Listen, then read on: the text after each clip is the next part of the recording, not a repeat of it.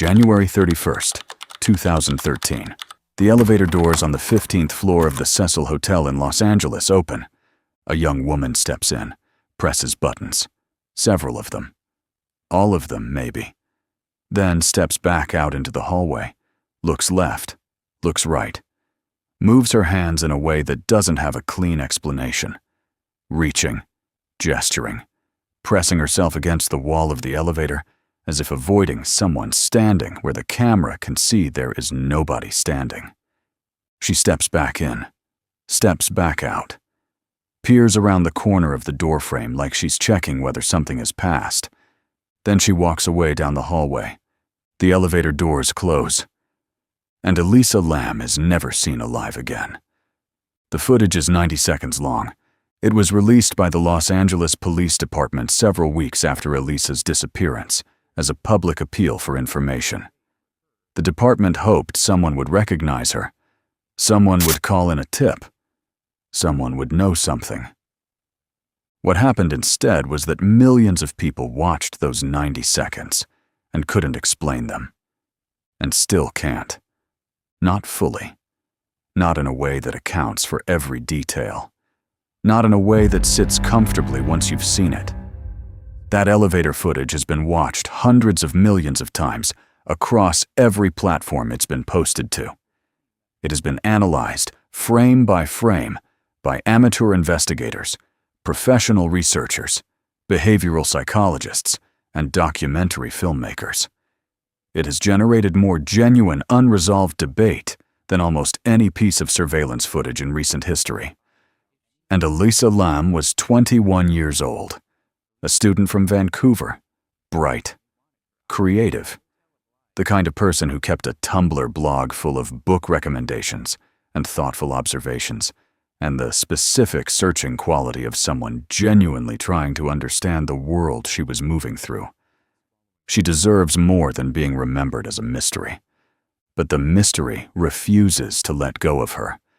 Let's start with who Elisa actually was, because this is the part most coverage skips past in its rush to get to the strange parts. Elisa Lam was a student at the University of British Columbia. She was traveling alone, something she had done before, something she was comfortable with. January 2013, she was on a solo trip down the west coast of the United States. San Diego first, then Los Angeles. Then she planned to continue to Santa Cruz. She was the kind of traveler who documented everything. Her Tumblr was active and detailed. Posts about the books she was reading, the things she was thinking about, the places she was seeing. There's a particular quality to reading those posts now, knowing what was about to happen. A young woman fully alive and curious and engaged with the world, describing her trip in real time. She checked into the Cecil Hotel on January 26th. She was reported missing on February 1st. The gap between those two dates, 6 days, contains everything that matters, and almost none of it has a satisfying answer. The Cecil Hotel has its own history that hangs over this case, whether you want it to or not. Located on South Main Street in downtown Los Angeles, the Cecil had been operating since 1927. It started as a respectable establishment, catering to business travelers. Then the neighborhood changed. The decades changed. And the Cecil accumulated a history that by 2013 made it one of the more notorious addresses in Los Angeles. Multiple suicides over the decades. At least 2 serial killers had stayed there. Richard Ramirez, the Night Stalker, reportedly lived at the Cecil for a period during his 1984 and 1985 killing spree. Jack Unterweger, an Austrian serial killer, stayed there in 1991 while murdering 3 women in Los Angeles. The hotel had rebranded itself as Stay on Main in an attempt to attract budget travelers and tourists. But the building was the same building. The history was the same history. Elisa Lam knew some of this when she checked in. Her Tumblr posts suggest she was aware of the hotel's reputation. Whether that awareness was part of the appeal of staying there, the morbid curiosity that draws certain travelers to notorious locations, or simply the practical decision of a budget traveler in an expensive city, is something only she knew. She checked in on January 26th, initially placed in a shared room, then moved to a private room after complaints from roommates about strange behavior. What that strange behavior was has never been specifically documented in any public record. That detail, small, vague, unexplained, is the first thing that doesn't sit right. For the first few days after her arrival, Elisa was apparently fine. She explored the city, posted on her Tumblr, visited the Museum of Natural History, did the things a young solo traveler does in a new city. Her posts from those days read normally, observant, engaged, alive in the way her writing always was. Then the posts stop. February 1st, she was reported missing by her family, who had been in regular contact with her and suddenly weren't. The LAPD launched a search, interviewed staff and guests, reviewed surveillance footage from throughout the hotel, and in that footage from January 31st, they found 90 seconds that they couldn't explain then, and that nobody has fully explained since. Watch the footage carefully, not for the supernatural, just for what is actually there. Elisa enters the elevator and immediately moves to the back left corner, not to the control panel, not to press a floor button, to the corner, as if putting her back against something solid and watching the door. Then she approaches the panel and presses multiple buttons. The doors don't close. The elevator doesn't move. The doors stay open. She leans out and checks the hallway, looks directly left, then right, then left again with the specific quality of someone checking whether something she saw a moment ago is still there. Back inside, presses more buttons. Still the doors don't close. She exits the elevator completely, stands in the hallway, her hands begin moving, and this is the part that has generated the most debate. The movements are fluid and strange, not the gestures of someone having a phone conversation, not the movements of someone in obvious physical distress. Something else. Something that behavioral analysts have described variously as dissociative, playful, fearful, and purposeful, depending on which analyst you ask. She looks around the corner of the door frame in that particular way. Slowly, deliberately, like someone checking whether the hallway is clear. Then she walks away. The elevator doors finally close. The elevator sits empty for a moment. Then the doors open again. Empty hallway. Nobody there. And close again. Why didn't the doors close while she was inside pressing buttons? Elevator doors in hotels have sensors. They stay open if the sensor detects something in the doorway. If Elisa was standing close enough to the door while pressing buttons, the sensor would have kept them open. That's the rational explanation. It's probably correct. But in the footage, she's not standing near the door when she's pressing the buttons. She moves away from the panel toward the back of the elevator, and the doors still don't close. One explanation: she pressed the hold button deliberately. Hotels have them. You can hold elevator doors open for extended periods. This is possible and would explain the doors. But it doesn't explain why she would do that, or what she was looking at in the hallway, or what her hands were doing. The LAPD investigated Elisa's disappearance for weeks.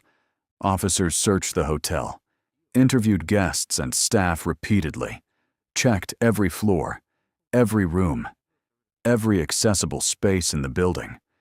They did not check the roof. Or more specifically, they did not thoroughly check the rooftop water tanks. The Cecil Hotel's rooftop had 4 large water tanks that supplied water to the building. Access to the roof was supposedly restricted. A door with an alarm that would sound if opened without authorization. Guests were not supposed to be able to get up there without staff knowing. For 19 days, the hotel continued operating normally. Guests showered, made coffee, drank water from the taps.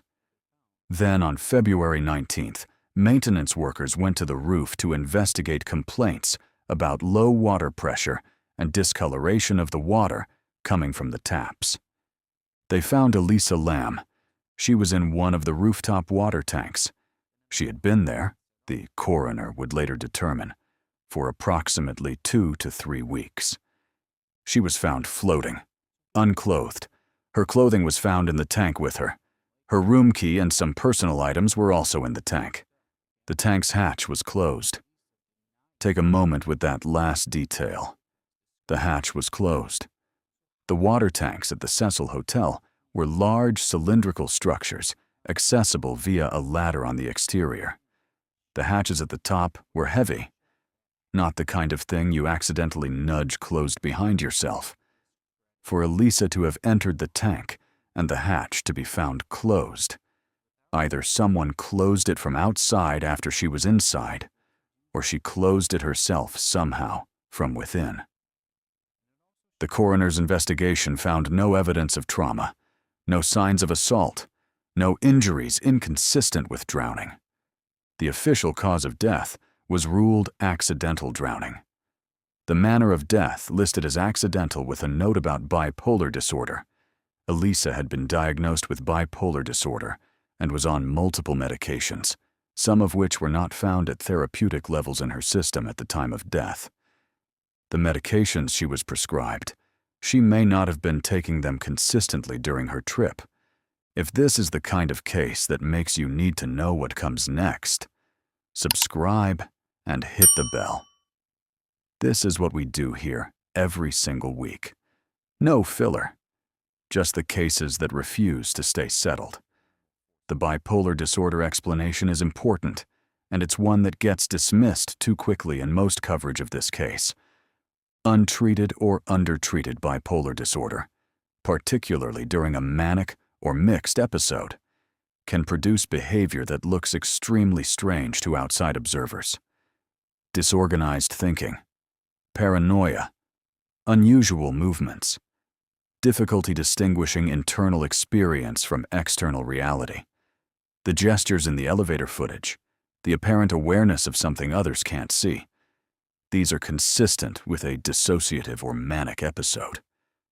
The LAPD and the coroner leaned heavily on this explanation, and it deserves to be taken seriously because Elisa was a real person with a real medical history, and reducing her death to a supernatural mystery erases the human reality of what mental illness actually does to people.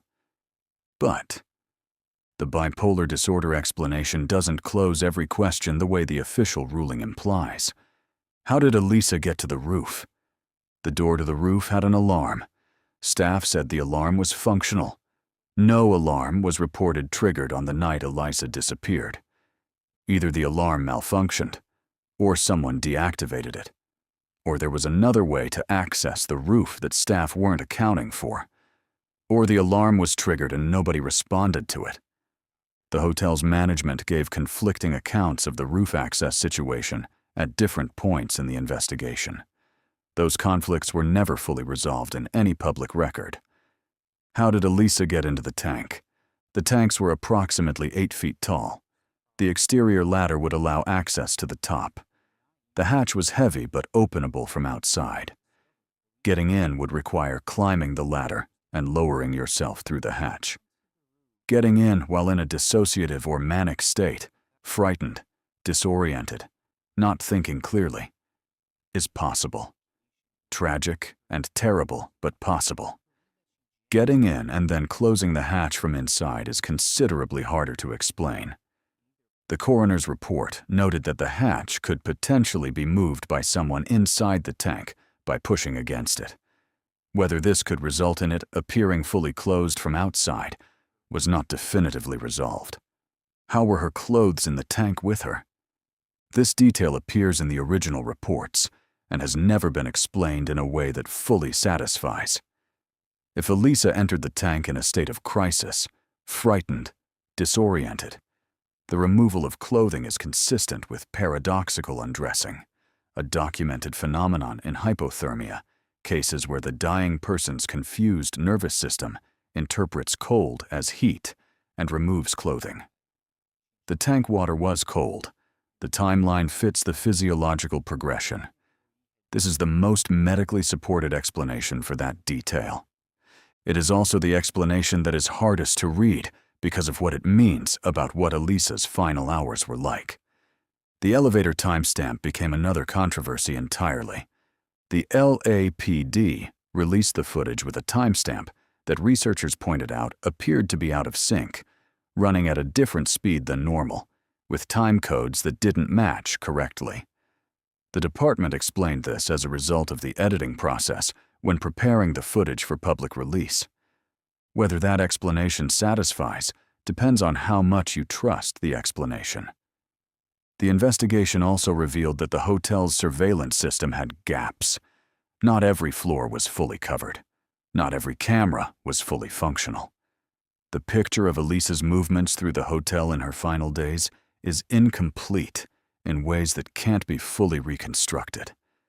There's a detail that nobody who covers this case spends enough time on: the water. For up to 3 weeks while Elisa Lam was in that tank, the Cecil Hotel's water system was running through it. Guests were drinking that water, showering in it. Some guests reported during that period that the water tasted strange, had unusual color, had low pressure. These complaints, documented, reported to maintenance, are what eventually led to the discovery. 3 weeks. And the investigation into how she got there, into what the hotel knew and when, and what systems failed, and why the roof wasn't searched earlier, was never as thorough or as public as the circumstances seemed to demand. The hotel's management faced questions it gave incomplete answers to. The LAPD closed the case as accidental, and the 90 seconds of elevator footage remained on the internet being watched and rewatched and argued over by people who couldn't let it go. Elisa Lam posted something on her Tumblr before she disappeared. Scheduled posts, she used a queue system, continued to publish after her death, which meant that for weeks after she was gone, her blog kept updating as if she were still writing. The last post in her queue published after her body was found.